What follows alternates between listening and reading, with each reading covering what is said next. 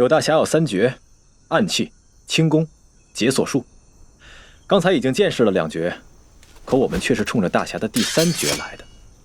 啊，嗨，求大侠援手。求我援手？柳大侠见谅，我们也是见不得光的人。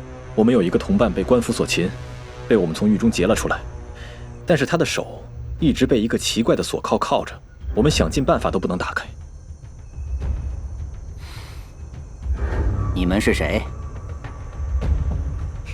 江湖子弟何相问？不是信不过，只是怕连累了柳大侠。唉，来路吧。哎，到底是什么样的锁铐？相当复杂和精巧。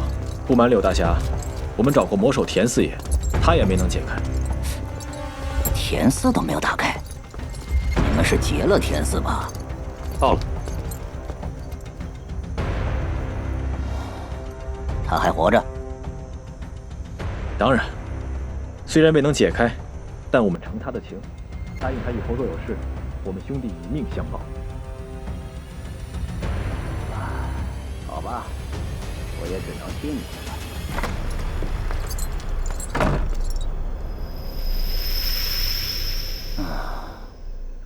的了。